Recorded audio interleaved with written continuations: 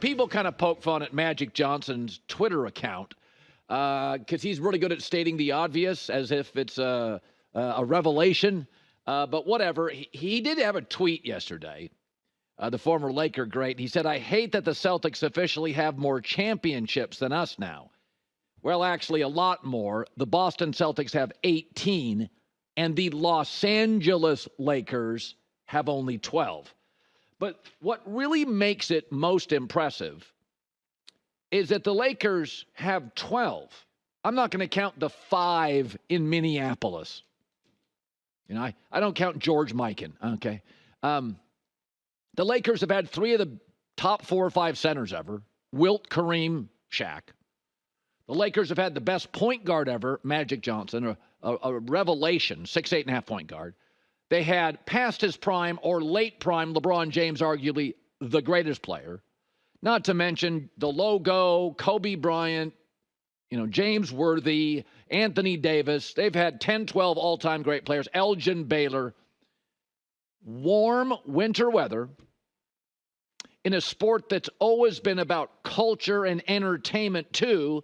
They're in Los Angeles, the entertainment capital of North America. They have a destination advantage over Boston, and it's a star-driven city, and the NBA's always been star-driven and player-driven. Now, the Celtics have had Bill Russell and John Havlicek, Bob Cousy. I'm not doubting Larry Bird, Paul Pierce, KG, Kevin McHale. They've had some stars, too, though not Laker stars. But there's not a lot to do when it's 21 degrees in the winter in Boston. It's a provincial town more than a big city. It's mostly famous for stuff in the 17 and 1800s, if you want to be honest about their history. And yet, there is no reason the Celtics should be this good. I mean, really, well, why? It's not like players in the winter say, get me to one of the coldest cities, one of the most geographically isolated cities. No, not really. And yet, brain power, Red Auerbach, the Danny Ainge trades, and now Brad Stevens has been the difference. That's been the difference. In fact, if you were to guess there was an Eastern city that should be great, it should be the New York Knicks. Madison Square Garden is called the basketball Mecca. Again, a star, fame, Broadway-driven town. It's a bigger, cooler, richer city. Rucker Park, basketball history, tremendous. But yet it's the Celtics. I mean, Los Angeles, even the coaches are stars here. Harbaugh, McVay, Lincoln Riley. Stars like L.A. Stars seek L.A. Matt Stafford, LeBron James. They had a lot of options. Shohei Ohtani had a lot of options. They choose Los Angeles.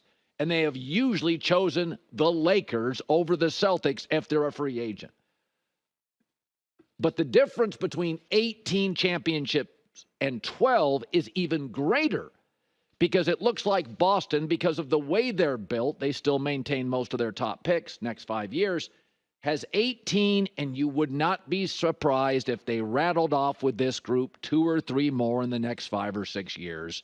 And the Lakers appear to be miles away from winning another one. Proving that in sports, even in the artistic, stylistic, flashy NBA, smart trumps sizzle. The Celtics have been, on average, a much smarter basketball operation. Now, when Jerry West, Pat Riley, Phil Jackson were involved, it didn't feel that way. But like the Dallas Cowboys, those guys all leave. The Parcells, Jimmy Johnson leaves. And they are, as we found in Los Angeles with the Lakers, very, very hard to replace, as the Lakers will be announcing a new basketball coach this week. What is that? The 7th in 13 years? Smart wins. So I saw this morning. Sportico published WNBA team evaluations. How much are WNBA teams worth? Not much. If you want to see the Caitlin Clark effect, here it is. Bad team, small market, and they are worth more, the Indiana Fever, than the Los Angeles Sparks, the Dallas, Atlanta, Washington teams, and almost equal to a team in Chicago. This is a bad team in a small market. I feel like I'm watching a little bit like when Tiger Woods, a little bit, came to the PGA Tour. Suddenly, within a year or two or three, all the purses, all the golf purses started to explode. It lifted all boats. But the difference is Bryce Harper to baseball, Tiger Woods to golf, let's say Conor McGregor to the UFC, they did not save those sports. Golf was making money. Baseball's always made a ton of money. Dana White and UFC were making money. It did, however, illuminate those sports to a greater level. More people watched. More people were interested. But the WNBA, since its inception in 1996, I think 97 was the first year they played, they've lost big money every year.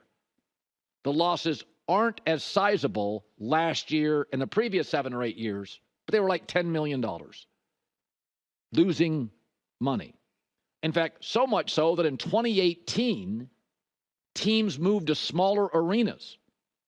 In a city of 10 million people, New York, the Liberty, we're averaging 1,700 people a game.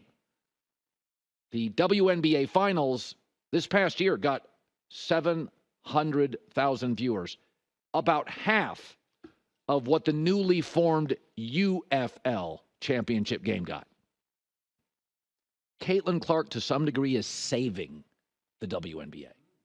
This is not Conor McGregor. The UFC was ascending and profitable. This is not Bryce Harper to baseball. Teams in baseball are and remain flush with cash. This wasn't exactly Tiger Woods to golf. You still had legendary tournaments like the U.S. Open, the British Open, the Masters that people watch and coveted. That's not so with the WNBA. It is an incredibly harsh truth. This league was in some trouble. They weren't making money. They were downsizing arenas. Nobody's watching the final. And it has been totally subsidized.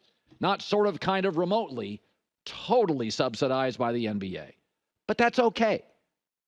That is okay. Lots of businesses have to be subsidized. Lots of businesses need a catalyst to take them from nonprofit to big profit. But never forget this. This is the Caitlin Clark effect. She may not be good enough to be on the Olympic team, but she is easily the greatest player. Without even playing half a season, she is the greatest player for business in the history of the league. And it's not close. These valuations, I'll throw it out there, will be worth 3 times this much. Okay, so right now the Indiana Fever is worth $90 million, and they've been around for years. These will triple. These will triple within 24 months. The valuations of these teams will triple. The Las Vegas Aces will be worth somewhere in the $300 million. Think I'm crazy? Yeah. It's amazing what Beckham and Messi did to the MLS.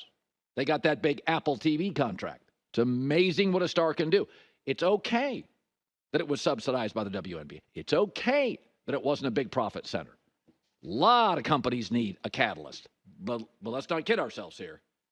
Caitlin Clark is easily the greatest player in that league's history in terms of business.